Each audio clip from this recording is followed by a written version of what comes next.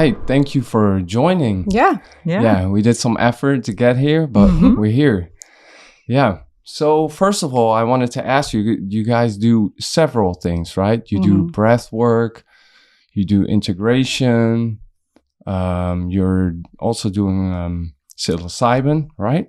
Yeah. So could you maybe tell a little bit about what does that look like? Yeah, so basically our work is founded in the psilocybin ceremonies. Because we feel that the mushrooms or the truffles can teach us many things.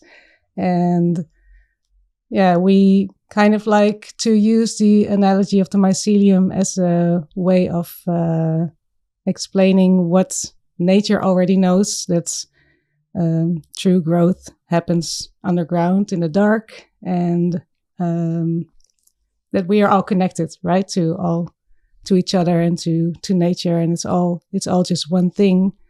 And eventually, if we nurture it, then beautiful fruits can grow from that. So that's what we feel like we do in ceremony, but also, like to teach people about the wonders of the fungal queendom, as we like to call it. So next to the tools that we try to offer in ceremony, we also have our own sort of like tools that we like gathered throughout our lives that worked for us, and try to share that with other people. For Mareille, that's breath work. For me, that's more like a sort of a coaching side. And together we also like to take people outside to just go into nature and forage for mushrooms and identifying and learning from the mycelial network live. So and kind of like different workshops and lectures. And it's like the psilocybe mushroom put us on this trajectory and made us learn a lot about the fungal kingdom or queendom. And from that perspective, we like to help this whole queendom to be more visible in many ways, like in ecological ways, in ways of medicine, like functional mushrooms as well. There's so many things that mushrooms or fungi can do for us in the whole holistic perspective. So we really want to be like an ambassador for putting that on the map, because it's so much overlooked. Yeah, and how did this come to fruition? You guys were already friends before, or us?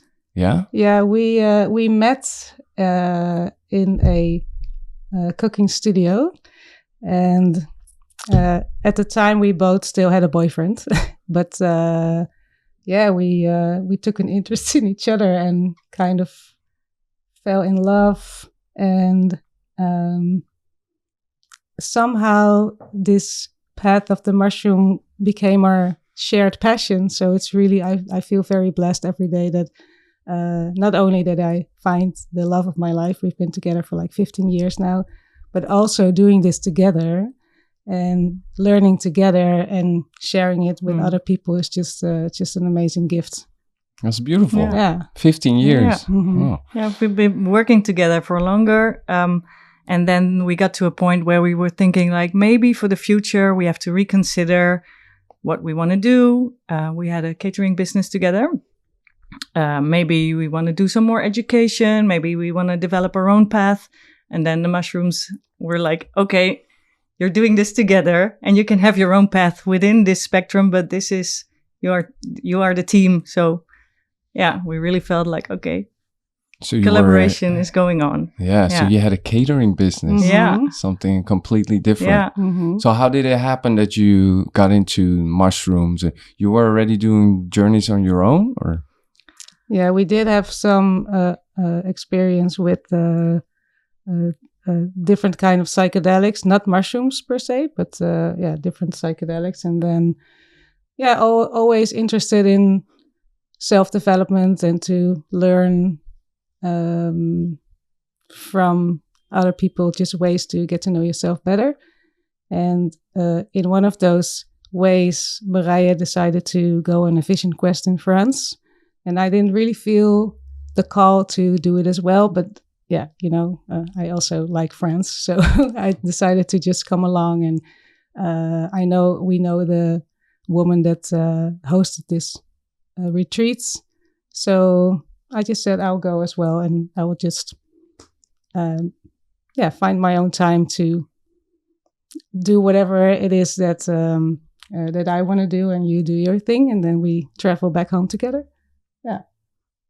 Yeah, and when we arrived there, we were a bit early because we already knew the person who was facilitating this, and she invited us to do a mushroom journey together, like a ceremonial way of journeying with mushrooms. And she had a grow kit. She had it over there, and it was just fresh mushrooms. So that was really nice and was really beautiful. And so that wasn't planned? That wasn't planned. Okay. Yeah. And then I went into the vision quest. And when we went home, she had this little bag of dried mushrooms that was left over from this grow kit. And she handed it to us as a thank you gift for being there. And we thought it was a little bit because we weren't so experienced with mushrooms. So we took it like closing off the trip in a very wrong setting, in a very sort of disrespectful way almost. Like, okay, we know what this is now. We can deal with it. And then accidentally took quite a high dose. So that was a pretty intense experience. But it was also very meaningful and very profound.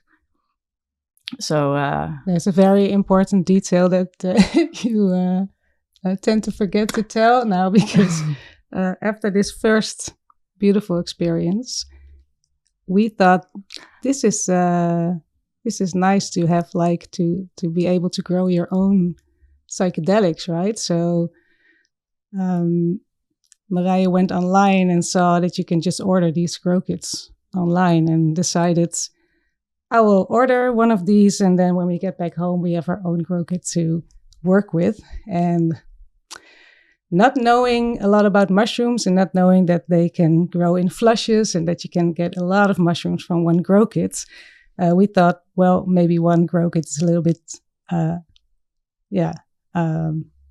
not enough? It's not enough, or something like that. I don't know. It just sounds ridiculous now when I talk about it. But decided to get 2. But if you got 3, you didn't pay any shipping costs. So it's in the end, we had this pretty scary experience where I also felt like if there would have been someone there that would have said, it's okay, just go with it. It would not have been as scary or intense, or it would have been intense, obviously, but not as like I had truly fear of not waking up the next day. So if someone would have been there to just say it's going to be fine, it would have been quite different. But when we got home, there was this 3 grow kits waiting for us, and we were not in a mood to do any trips anytime soon, obviously. So. But then we started growing out these mushrooms, and also feeling like we have all these mushrooms where we don't want to like go into that realm again ourselves right now. But it did feel so profound that that was kind of where we started to host and organize these gatherings for friends, to just have them have the mushrooms, and we like staying back home and trying to like make them comfortable. And so you were already facilitating, just for friends, trip sitting for friends, like if you are scared or whatever, we can hold space for you. And how long ago has that been? How many years? This is 2017. Yeah, something like that. Yeah. Okay. And you mentioned before that in France you didn't know a lot about it. Was that one of the first times, or you already had some experience, but just not like that, not so much? Yeah, not with mushrooms. With truffles, yes, but more in a recreational setting, or not so intense. This was, very, very profound experience. So, that really made us educate ourselves about mushrooms, about how it works, how they grow. And going into that rabbit hole, we also discovered about functional mushrooms, and on and on and on and on. That developed into sort of, making mushrooms the main theme in our lives. Yeah. And what do you mean, functional mushrooms? Like medicinal mushrooms, Oh, like like that. reishi, Okay. lion's mane, all kinds of mushrooms that have benefits for your health. Okay.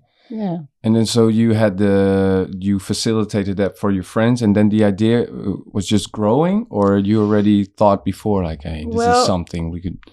No, I never thought of becoming a facilitator like as a plan. It just sort of happened, and also when we did that in the beginning, it didn't really feel like this was something that we could eventually do professionally. We just wanted to create safe space for people, because that was something that we missed during our difficult experience. And also we just wanted to better understand what happened to us. At least that was it for me. I wanted to understand what happened during this experience, because it was so magically scary, and just I thought I knew what tripping was before, but now I just didn't know anymore. So that kind of like sparked the interest of getting into this organism. And as Mareille said, just finding out all of these other magical things that are inside the whole the fungal wisdom of this organism. Just so many doors that you can open, doors of knowledge that you can enter, and just go on and on and on into it until you just, lost in the knowledge. It's amazing. I think the first few years, we were really trying to understand more about mushrooms itself and about the organism and how the mycelium works, and how what's the role of fungi in the ecosystem, to understand these medicines before we felt comfortable enough to develop ourselves more into facilitating. So these were the steps that we took. It's probably different for everyone that does these facilitations for people, but this was something that we felt that we needed to really get a relationship with mushrooms first, and to feel that we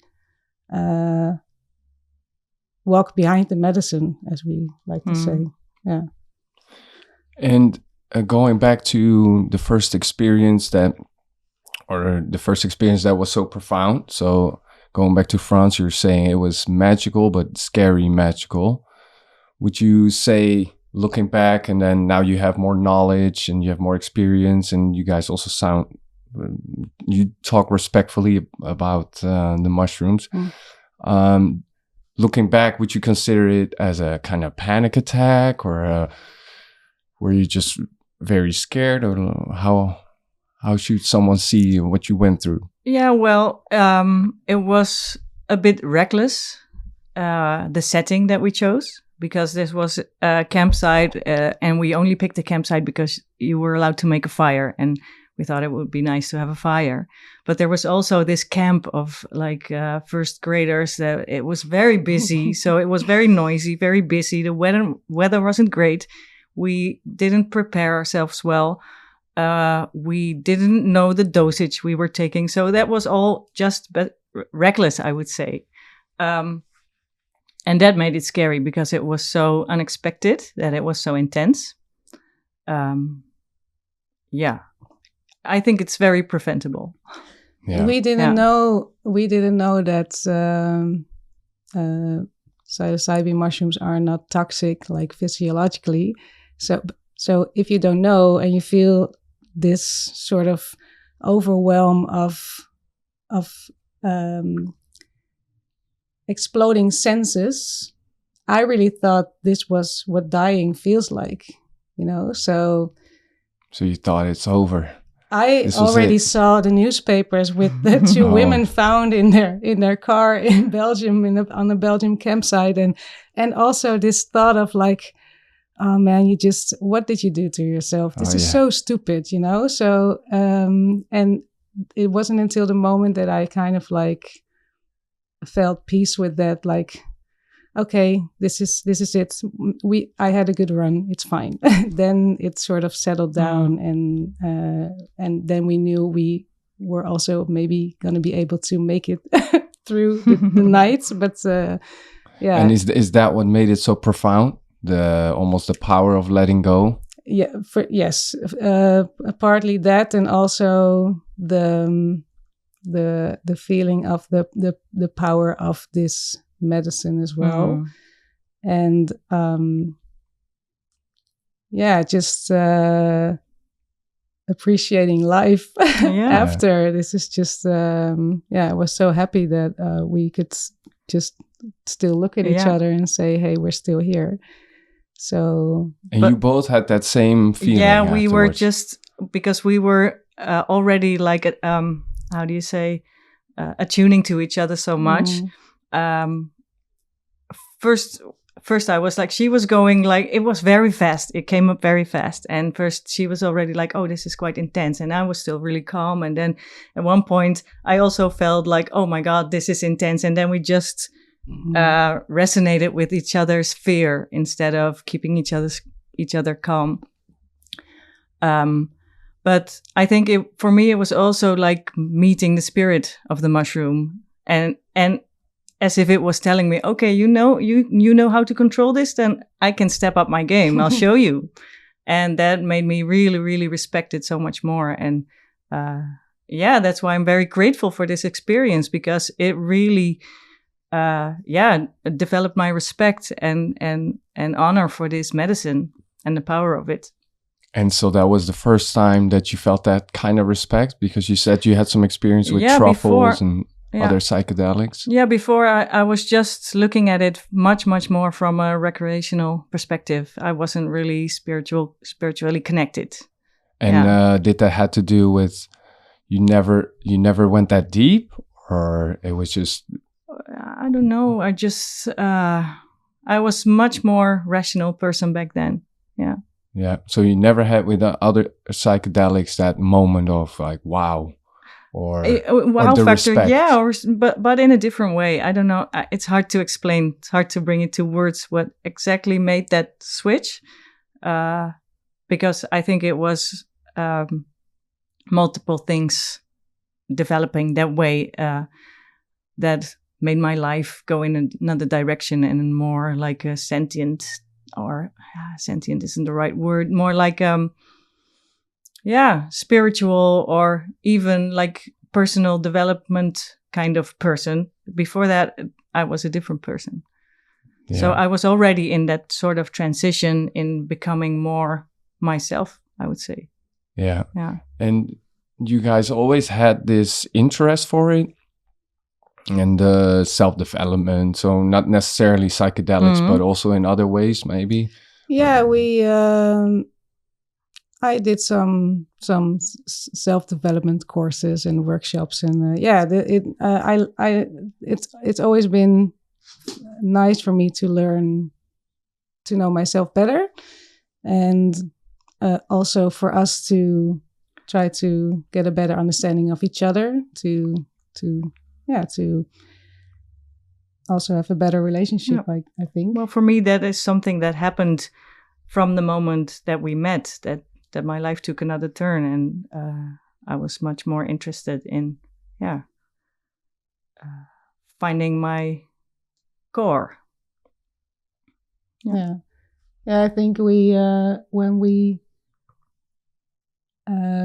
met, and I will say started dating, but we didn't really date. But like when our relationship took off, I think that was for the first time also that because we saw each other for what we were, like appreciated each other's everything from each other. So that kind of, for me, it allowed me to explore more because I felt safe with you, and I think it's the same for you. I would say I'm kind of a late bloomer, and that's where sort of my personal development really started. Before that, I was very much disconnected from myself. And you're saying before you both had a relationship with a guy. Did that also play a part in this journey, or? I can imagine it's a very different life, or it is, but it was what it was then, and I also don't feel that was not real. It was certainly real, but I also feel grateful that I got the chance to learn something new and something else, and to be fully into a relationship with a lot of love that I did. Yeah, I think for me that was more the nature of the relationship than the fact that it was a man or would have been a woman. Sure. Yeah. And so now you created this work together where you have different things you offer. And so what does a day look like? So because you have several things that you're doing, is there a schedule, or you just go with the flow? Well, we are not very good at schedules. We're trying. Yeah. I think sometimes we are also not good at choosing. It's also a thing because it's so the whole subject is so wide. It has so many chapters that it's also sometimes difficult to choose what subject is most important. But yeah, like a normal day for us. Would you like to say something about a normal day? Well, I have a new way of starting the day. Like, that's Maybe Lucy. Keep it a little bit dog. closer. Trying to schedule because, like Tosca said, it's not really something we're really good at. So we have this studio in Zaandam where we have our clean room where we do some cultivation. We grow some truffles. We go there usually on working days. And if we're not there, we're back home doing breathwork sessions or doing coaching sessions. We have this space in our home that we made specifically for ceremonies. So that's a nice place to receive small groups or individual sessions. And these is just if someone books it, or and for groups too. It's not we have the Saturday and we have the Sunday and that's it. Because we do one-on-ones, or mostly there's duos that come in our practice. So couples or friends, brothers, sisters, nieces, nephews, a father and a daughter, and up to 3 people we can do in our own practice. And if it's more, then we need an external location. But it's all we don't do a day ceremonies with people that don't know each other. So it's always with people that want to deepen their relationship with each other.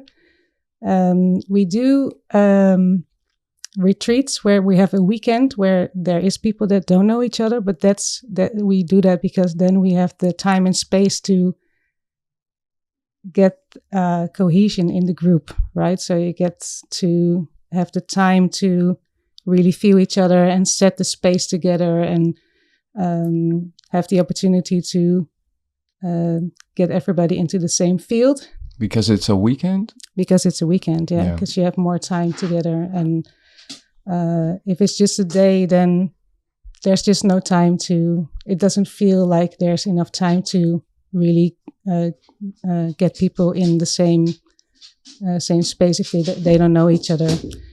And it's really nice for people to do this day ceremonies with their loved ones, because it's a beautiful way to do your individual work, but to share it in a same sort of energy that you create together. So and you discovered this during the work, like, oh, we should only have groups with people that know each other, or you had this from the start where you said this is where we focus on. No, we tried to do because like how we started to just facilitate for friends. That's mostly people that know each other, or sometimes people that are in the same friend group or in the same friend scene, sort of, and don't really know each other that well, but know of each other. What we saw was that people that came, our friends that came to us to do the ceremonies, afterwards they had so much more profound connection to each other, also the people they didn't really know before.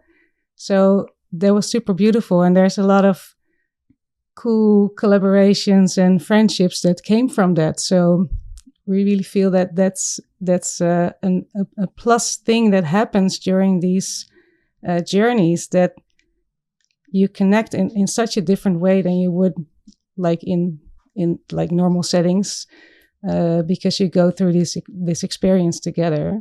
And we also try to have these day ceremonies with people, just like random individuals, and it just didn't feel the same. It just feels so much more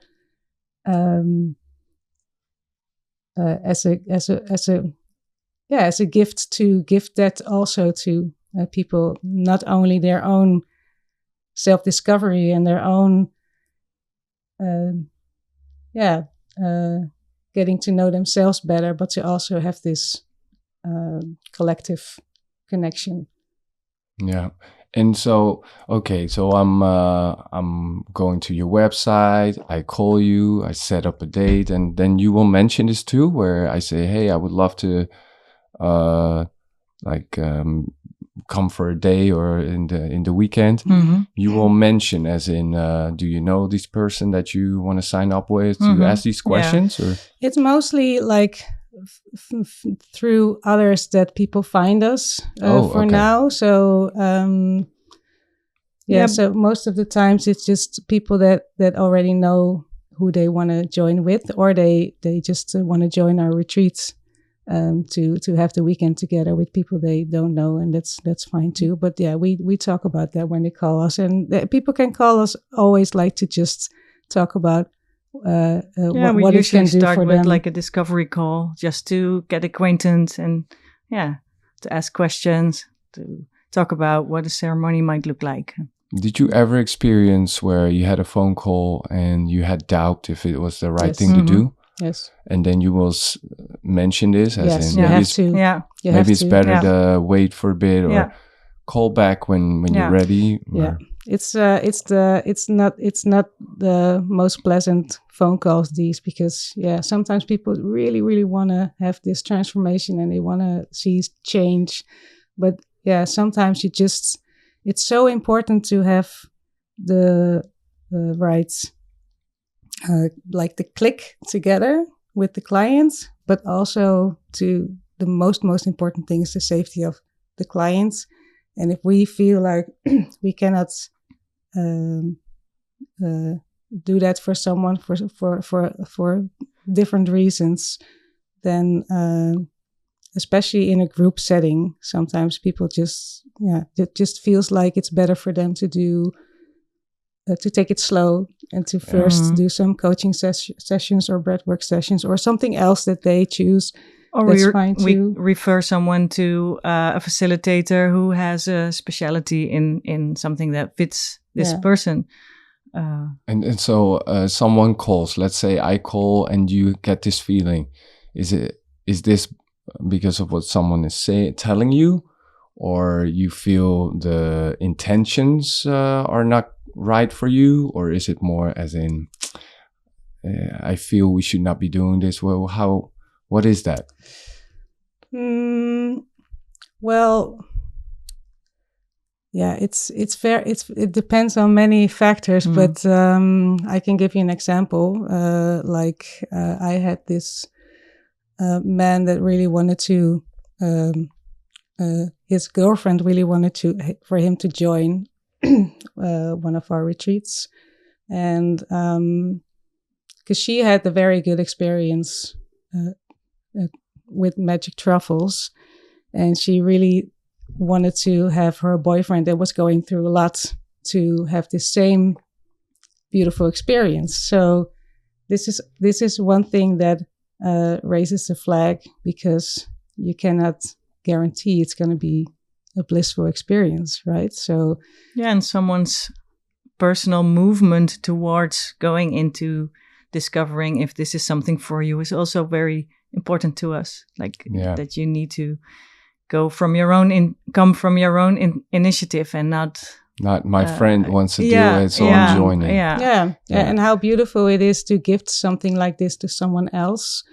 It is really something that someone has to move towards from within. Yeah, we think. And so there was something, and when this conversation happened with him, he had this sort of experience before, not too long ago, that he kind of like had the feeling that he was having thoughts that were not his own. And so, that is just something that can come up in a ceremony, and which can be okay if you have the correct space that you can hold. But we didn't feel like that this was something that was going to be beneficial for him in a group of people that he doesn't know, in a weekend that he's away from his girlfriend, while they were going through a lot together.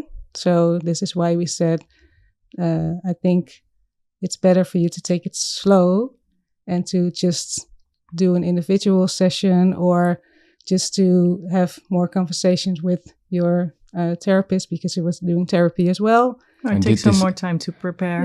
Yeah. Did this person agree with you? See your point? He did. Yeah, and he was disappointed, of course. Of course. Yeah. And but that's okay. It's okay. Right? Yeah, for sure. And in the end, like a few weeks later, he texted that he was really happy with the careful note from us that that he had some more sessions, and felt like it was a good thing that it didn't happen, because he also felt this sort of peer pressure from his partner to have a shared experience. And when he took some distance from that, he also saw that it maybe was not the right moment, but he's still open to do this, but in his own time. And so he's very welcome to join once he's ready. Well, that's very beautiful that he gave you that feedback, right? That's it was because for us it's also like you don't want to exclude anyone, you know, reject anyone. But I do think it's very beautiful that you guys do that, because I do think even for someone that gets rejected, you also know, okay, these people, they will really take it serious. They respect I don't know if you guys call it also medicine, but the mushrooms. And that someone will come back, right? Mm-hmm. They'll know that if you'll come back, that you guys and you will facilitate that it's the right time, right? Yeah. So I understand it's never nice for people to hear no and things like that when they already make the effort to call or send a message. But I do think it's very important that when you guys don't feel it, that you say this is not the right time. Not yet. Not yet. Yeah. There's no need to rush. Yeah. And you said you have a place in your own home where you can receive some people. And so if I sign up for something like that and I go with a friend and you guys gave the blessing, and so how does this, you guys make a day out of it? Is there like first get together, or how does that go? Yeah, we do. We don't have a get together necessarily, but we always have first an intake, which is like a screening for red flags, medical issues, anything that might stand in the way, and also to discuss the intention and to do some prep. And then we have an online video meeting to prepare and to do some visualizations and yeah, and this really. screening is on through phone. Yeah. Okay. Yeah. Yeah. Okay. So we have the discovery call is just for like getting a sense of they getting a sense of us, we getting a sense of them, and to just like people have so many questions, right? So just to answer questions that arise, and then if people are enthusiastic, we say sleep on it, and then get back to us tomorrow if you want to do it, yes or no, and then we plan an intake and we do this screening thing and practical stuff. We send them a preparation guide. So these are also a diet, or there is a sort of a diet. It's not as strict as, for instance, ayahuasca, because that's a tough cookie, right? Ayahuasca, but for psilocybin mushrooms, it's especially important to not have any other substances or alcohol or coffee for the week before. And we also invite people to look at their diet and to see what things they can already look at before, because everything you do before that's helpful, the more you put into it beforehand, the more you're going to receive from it. So also things like sugar are very important, because during a ceremonial day you fast. If people are not used to fasting, then and they have a very sugary diet, they can get a little bit of nausea, or they can kind of feel it in their body that it doesn't sit with them well. So that's something that they can do before to just like limit the amount of sugar. And the coffee, you say coffee a week is just, before? Is it the caffeine? Yeah, coffee is a very strong sort of normalized drug. Mm-hmm. I like coffee a lot. So I always think that's the when I do my own journey work, that's the one thing that I always struggle with the most. But and why a week? Well, just to get it out of your system. Well, 3 days is going to be fine as well, I think. But just to have it out of your normalized way of doing your morning routine, and to see if you can maybe replace that with something else that's maybe more mindful, like meditation, or maybe just having a cacao, or writing. So it also has to do with the preparation. Yeah, it's not just about the coffee. It's also like looking at the patterns that you have and how you act with them in your daily life, like in the small things, as your morning coffee, which I love myself. But it's also a way of preparing your mind for something unusual. Yeah. Well, that's the beautiful thing about psychedelics, that the preparation brings a lot too, right? Sure. Because that's why I wondered why a week for the coffee, but you have this with ayahuasca too, and that sometimes the diet does a lot too, where you notice you're a bit more addicted than you thought you were for coffee, or maybe your sugar intake is a bit higher than you thought. Right. Or there's so many things in the diet that sometimes you think you're doing all right, and you get confronted. And it's not about right or wrong, but it's also just zooming in on your habits and looking at it from a different lens. And everything you can do before to get your nervous system in a sort of more relaxed state is going to help with embarking on this journey, and to have it flow a little bit more easy, maybe, than if you're already tight with like sugars and addictions and coffee and I don't know what kind of thing. So it's all helpful to just be mindful about it before. And the ceremony itself, how many hours are we talking about? Because we just talked about before that you guys also have live music, and I put you a bit on the spot with the guitar behind you. We didn't really prepare that, but I'm curious about the music too, and how do you guys start the ceremony, and how long do you let it go if people maybe already are kind of done with their journey, but how do you close the ceremony? Yeah, we always take some time to settle when someone comes and have a cacao and have a check-in where we share what's coming up, how you're feeling, and then we open the ceremony with a little ritual, and we close it with the same kind of ritual where we just honor, the powers of life.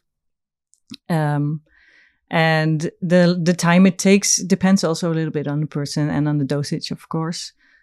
So that's something you really feel into. But we always take like a whole day. So we start usually at noon, around noon, and we finish with a meal together and send someone home or let someone be picked up when they're fully ready to go. So that usually takes about 8 hours. All right. Yeah. Yeah, and so you eat together. Yeah. Okay, and then you eat very light. You eat some fruit, or what was the? Yeah, usually some soup or some soup. snacks, some nuts, some vegetables, some fruits. And do you then talk about it, or you let it be? Sometimes people don't have the words yet, which is fine. There's always the space is open for anything that people just want to bring into the space. Or they want to leave there before they go home. Sometimes people are very talkative. They want to share a lot about what they experienced. And sometimes we just sit there in silence, which is also good to just be with that. And just all depends on the needs of whoever is journeying. And and sometimes people just, if it's like a couple, then they just want to sit together, and then that's where we're going with, and that's fine also. And we just take a little bit more time in the kitchen to prepare the soup. Let them be together. Yeah. And so most often it's couples. Well, just one-on-ones, couples, three friends. people. Friends, yeah. Oh, okay. Still friends also. Yeah. Now it became, because before it was not really a business. It's maybe a bit ugly word for it. No, but like they are then friends. Like next week I have 2 guys that have been best friends for like their entire lives, and so they want to do this together. Okay. Yeah. Nice. Mm-hmm. And the music, how do you guys just feel in the moment what you play, or you got kind of a structured way for, okay, now we do this and then we'll in the beginning, like when people when they start out, it's usually we want to just be present fully. So then we have we have just this amazing library of beautiful music that just carries them into their experience. And there's always a point where it feels like they are really into their own process and they don't really need the support of getting them somewhere that they maybe are fearful for. And then that's a moment that we decide that it's good to have to play a song or to make some music ourselves. And it also kind of depends on the situation. I had this woman a few weeks ago that was really, really scared of letting go. And she was just struggling with feeling the beauty of it, but also feeling it was too much. And then I just really felt like I need to sing to her to make her feel these, like the vibrations of her voice. Mm-hmm. And that really helped her. So, And sometimes it just doesn't work to make live music because people just really want to be held for a few hours, and then that's where we go with. Then and that's people ask for that, or you just feel that in the moment, as in I need to be here? Well, sometimes they ask for it, and we also usually explain upfront, like we'll be present, we'll just be touching your shoulder. If you need some support, you can let us know, and sometimes, it's just feeling into it. If someone grabs your hand, you just sit with them and be present and be by their side. So that really depends on the person. we usually discuss that in preparation as well. What do you need? How are you with asking for help? What makes you feel comfortable? Those kind of things. Yeah, and if you guys are not playing music, then there's just background music. Yeah. Okay. Yeah. So that is just something that we are working towards, to create our own ambient music to play, because now we just play other people's music, which is great because there's so many good musicians that make beautiful music that's very suitable for these kinds of ceremonies. Yeah, and sometimes people bring in their own music as well. They have like special songs that have a special meaning to them, and they send it to us, and we try to put it in the right place in the ceremony. Oh, okay, nice. Doesn't always work though. Sometimes people they just ask like, can you please skip this song? I know it's mine, but it just doesn't. They have another idea beforehand. The moment it's there, it doesn't fit. Yeah. And you were mentioning that you have you play like a hand drum. Yeah, I recently bought a handpan, so I'm really excited about learning more and working with it. And we had one before that a friend lent to us for a while. So still a beginner, but that's the beautiful thing with handpan. Even beginning sounds is already very beautiful. It's so soothing and so beautiful. You buy them in a tone, huh? Yeah. So you cannot really make mistakes. Well, you can make it more beautiful, of course. But but even if you are just starting out, it's already something that's really soothing and nice to listen to. So that's what I really love about the handpan. And it's basically because of Tosca and her music that got me into making music, because that was something I just thought, well, I'm never good enough at it. I bought a guitar when I was 16, but never really learned to play it. I had piano lessons as a kid, but never really learned to play it and never really stuck with it. But the beautiful thing in singing together and making music together in ceremony is it's not about me being a good musician. It's about creating an atmosphere that makes people feel comfortable. So that's really shifted my whole relationships toward making music. Yeah, well said. Yeah, I think the beauty of music is often like that, huh? That we get very critical and judgmental towards music, but sometimes it's not the person with the most beautiful voice in the world that touches you, right?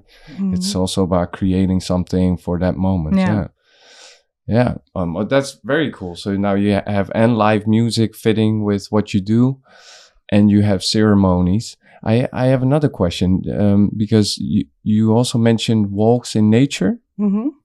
And so this is something you offer to go into nature. Yes. And then you also make use of mushrooms, or these are just nature walks?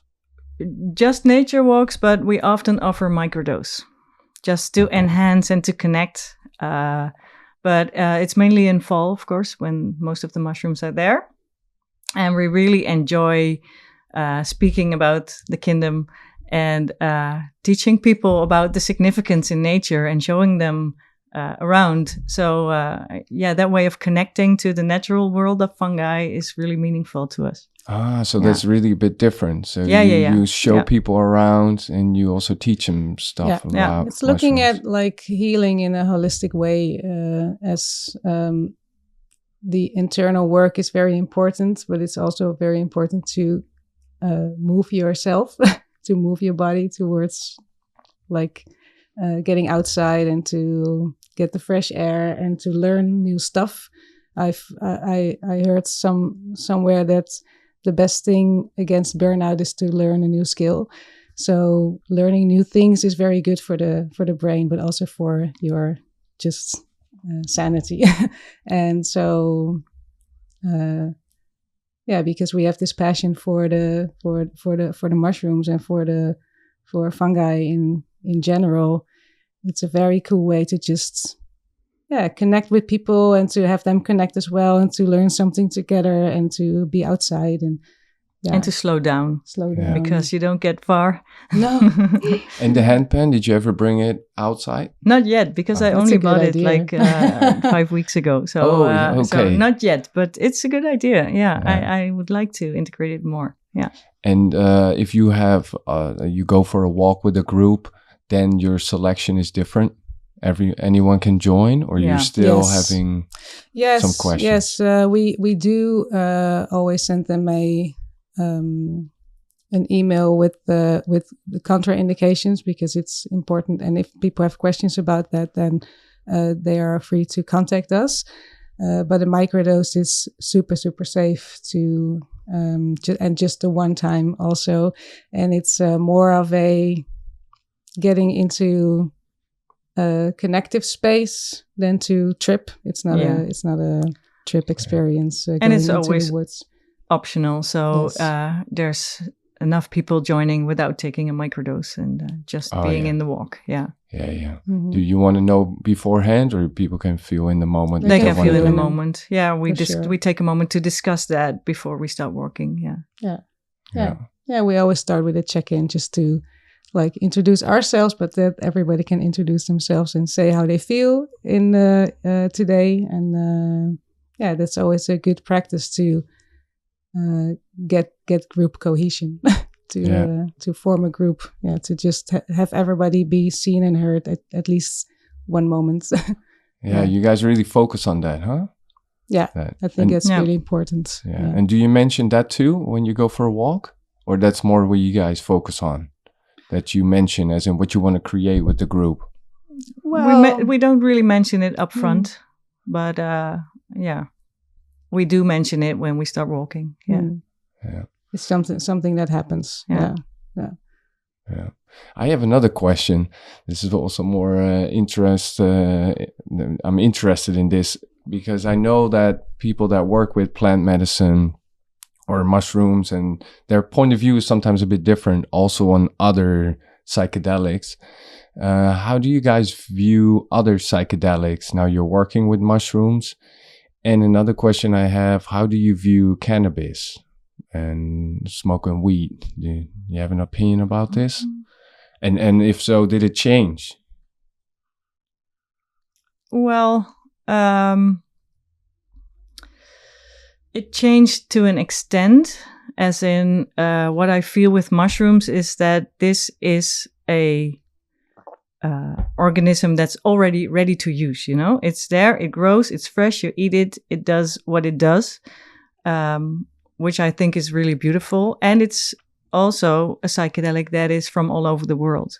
It's everywhere. And I truly believe that all old civilizations were working with this type of psychedelic. So for me, that feels like a common thing, like maybe all our ancestors at some point were working with these sacred organisms.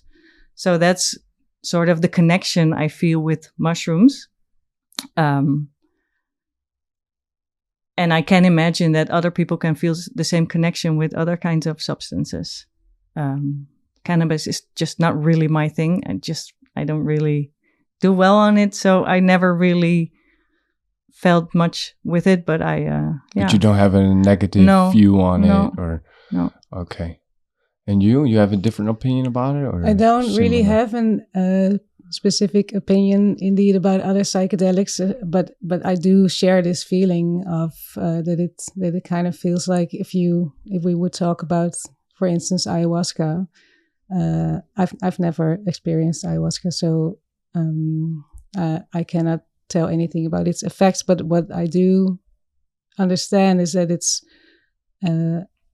it takes so long to grow, and it is knowledge that has been provided to a specific indigenous people in a specific part of the world, where it has to be prepared in a certain way to make it available for us to ingest it. And that just really feels like something that is so far from where I come from, that indeed the mushrooms are everywhere. There is soil, there is mushrooms, and everywhere there is mushrooms, there's magic mushrooms as well. So there's like 15 species of psilocybin mushrooms native to Northern Europe. 15. So, yeah, something like that. So give or take a few. Don't specify my words precisely, but yeah, I think about 15. So yeah, it feels like it's sort of a folk psychedelic more than peyote that only grows in the desert, or ayahuasca that only grows in the jungle. You know, there's just this collective psychedelic that is mushrooms that are for everyone. That's how it feels for me. Yeah. I understand that point of view. Yeah, I think there's truth to. Now also ayahuasca also got taken into a popularity contest for a while. I felt, at least, where a lot of people were talking about, a lot of people were doing that. Actually, was thinking about, you were mentioning that the first time where you had this experience in France with the mushrooms, you mentioned something about where it was almost not respectful, right? You said something like that. And I had to think about my first time doing ayahuasca. I had something similar like that, where I was confronted with my intentions, going there and then going there more for, I want to do this one time in my life. And then because of the preparation, I thought I was having the right intentions and I thought I made that shift. But then within the journey, I got confronted as in, dude, you came with a big ego, you know, like showing that, not having respect for it. Yeah, so my point of view is, although it's from the Amazon and you have so many different types of plant medicine, that intentions are very important when you work with whatever you work with. Yeah, for sure. And then the respect for the plant medicine or the mushrooms, I think that's also very important. Yeah, yeah, definitely. Yeah, and it's a spirit and it's intelligent on its own. And yeah, we also had this case where someone just, as she said, with setting her intentions in the day of the ceremony, she said, I just really want to just escape from it all for a few hours. And then she got into the ceremony and nothing happened. And it was not the dosage, for sure not, but just nothing happened because she had to go somewhere towards herself. This was not something that she needed, apparently. So yeah, it always gives you what you need, right? So that's fascinating. How that works. Yeah, and that's also something you can tell someone, but person got to experience it. Yeah. Yeah. And then, you can, what you're saying, it was not the dose. Yeah. that you know what your experience as in, you're good. Like it's not that. And that then still what you need, that will happen. Yeah. Yeah. That's yeah. Then you need to accept that this is your journey and it's different than you might have expected. Or there's always something to learn from it. Yeah. Did you experience also where someone doesn't get to that point of acceptance and someone leaves where you feel a little bit, where you felt, that was not a nice way to let someone leave, or that doesn't happen or didn't happen yet? Not in a bad way, but more as in, that person, it would be better if the person stayed a bit longer, or... Well, if the person needs to stay a bit longer, then he or she stays longer. Yeah, you will mention that. As in it's better if you stay. It's only we let people go if it truly feels good for them, for us, for the space. Otherwise, it's just, it takes the time it takes. Yeah. I even had a colleague of ours said that she was with someone in their own house, with a couple, and she was just going into this space, and he was not. He was just resisting a lot, and then at the end, when she kind of came out of it, then apparently there was this feeling of space for him, and then he just went into it. So it just took another 6-7 hours, and she was like, I'm not leaving now, of course. So, but also if someone is out of it and it's just still feels a little bit wobbly, or they really need to just talk about the experience to make this, to have this feeling of security and sense of safety for them to go back home, because back home, it's also they have to step back into something that they maybe don't really understand yet, because they're still kind of like tripping, then they just stay with us as long as it takes. Okay. Yeah. Well, that's nice. Yeah, we always that's have the possible. full day. So yeah, that's just Yeah. We don't need to be anywhere else that evening. We don't schedule any appointments after. the next day. Yeah. Oh, that's very nice. Well, also that people feel that's an option. That's sometimes maybe already enough to know, okay, if I need to, I can stay. Yeah, because it can be difficult for a one-day retreat, so to say, if you are getting into your peak and you think about, oh my God, I need to be normal at some point, it can be quite difficult to comprehend. But yeah, our dream is what we are working towards is to have a space where people can just stay the night, and then we can have a walk in the morning together and just reflect on everything that happened the night before. So that's something that that's where you guys want to go. Yeah, that would be the dream where to work towards. So the dream is a facility where people can stay, sleep, and where also other facilitators or people can come in and have their thing. It's all parts of the puzzle of this holistic way of self-exploration and healing. Yeah, because there's many ways to do this. Not psilocybin is amazing, but it's also not for everyone. There's also different ways, like the breath work or other holistic practices that work really well for people to just get a better understanding of themselves and to feel connected with themselves and with their surroundings and with the environment And the breath work, you guys also do courses, or it's more to follow just a day and do some breath work yourself? So we have something to share, some exercises, or sometimes people can come for preparation or integration and have a few breathwork sessions up front. And when we do a retreat, we always have a breathwork circle as well the day before the journey. Yeah. Okay. Preparation. So in the future, there is some kind of health center where you have... would be nice. That would be amazing. Yeah.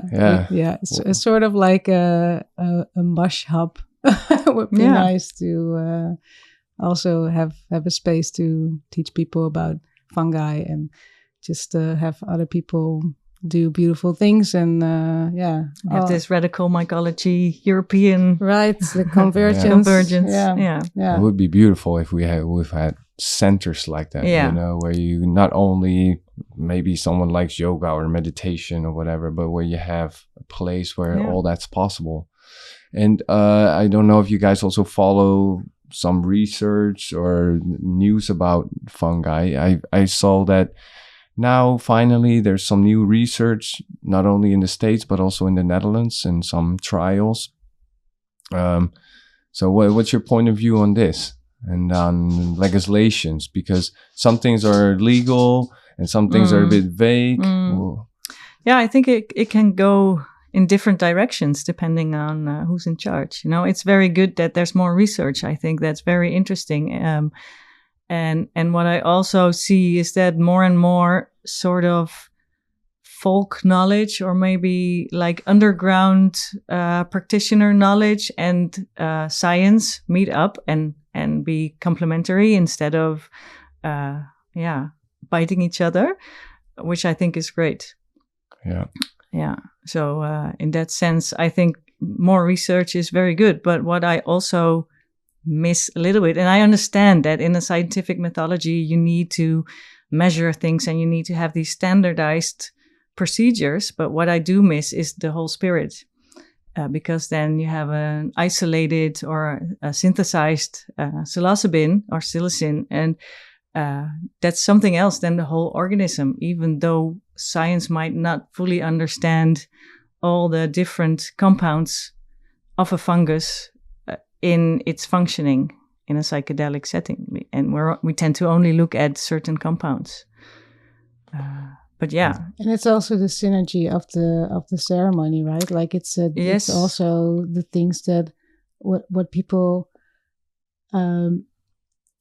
what they report is also that the things that happen before and during the ceremony are also a big part of the experience. And I can imagine, I haven't experienced it, of course, but that a clinical setting with someone with a clipboard looking at what you're experiencing is quite different than doing that in a space where there's people that you trust and you can just like let go in whatever it is that you have to let go in.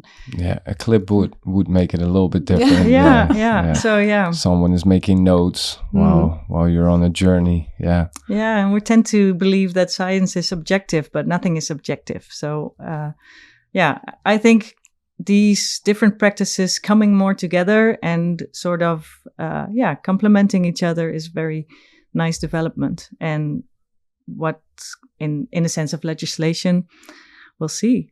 I don't know. Our hope is that in the future, our job is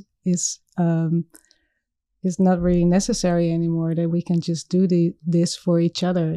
Just have this like a community service that is as common and well appreciated as just talking with your friends about the troubles in your life and just having the floor to just be sad and happy and all of these things that make us human, and just doing the ceremonies for each other and having this normal way of doing self-care, basically. And for general well-being and not just for medicalized and pathology. I think that would be really great. Yeah, that you don't have to have some sort of psychological default to have access to these medicines. It's just something that we can also be very beneficial to just feel connected to your community instead of being it as a drug for mental illnesses. Yeah. Which is great, but it's amazing. Yeah. But it's just also it's one coin it's just one side of the coin, right? Mm-hmm. Yeah. Yeah. Have you guys experienced negative comments or people, or maybe even within your circle or outside your circle about what you're doing, or just about mushrooms? Maybe it could be ignorance or... There's a lot of negativity around mushrooms. People find them scary. And something that is not well known or is scary is also always subject to negativity, I think. But I think it's changing. Yeah. It's changing. It's becoming more mainstream. It's becoming more known. And there's a lot of people having interest in different fields of mycology, which is great. And it would be great if it's not looked upon as a plant pathology in science anymore in the future. When we have these walks, it's always like people are so amazed by the diversity and the abundance of fungal life just anywhere. You don't have to go into an old growth forest. Of course, there will be different kinds of fungi. But even in just a park in Amsterdam, it's there. It's always there. And we just don't know about it. So helping it to become more visible also makes it become more lovable. Yeah. Well, you guys are doing your part, huh? In we try. Yeah. Trying, yeah. Giving it a positive name and making good use of mushrooms and spreading the message. Mm-hmm. Spreading the spores. Yeah. Spreading the spores. Yeah, that's better fitting. I want to thank you for joining and for creating a podcast, and hopefully it will spread the spores, and then people will see this. And so how can people find you? So we do have a website, marosca.nl, and we also are on Instagram, and our Instagram name is Marosca Mushrooms. And people can always just reach out via email or Instagram or our website. It's all fine. And thank you so much for inviting us. Yeah, thank you. Really cool to just we love to talk about mushrooms. So. Yeah. I found you guys on the internet, and then I follow a bunch of people that work with psychedelics and plant medicine. And then seeing some of the posts, I got more interested as in, oh, this is nice. They do walks, and let me try to see if we can have a chat, because I was interested in what you guys do, and you offered so many different things.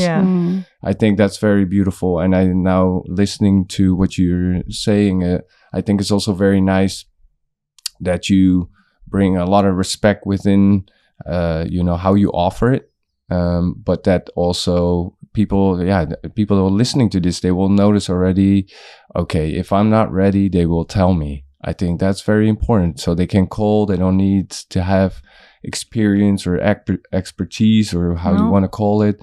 They know that you guys will take care of them. So I think that's very nice. They don't even have to know if they want it.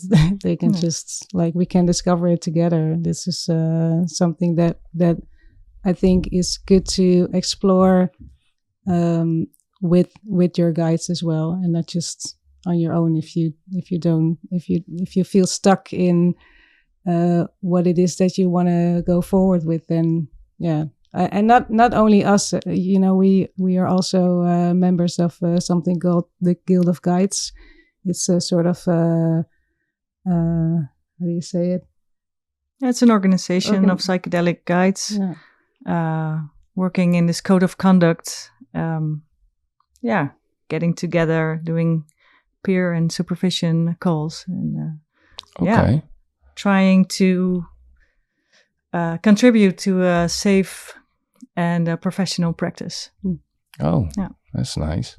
And so if people want to talk to you or have a question, they can just send you a message through Instagram or go to your website and go Email to contact. Us and Okay. Well, thank you so much. And I thought maybe it would be nice, if you guys are comfortable with it, that we end with one of your songs. Yeah. Or is that possible? Well, yeah, sure.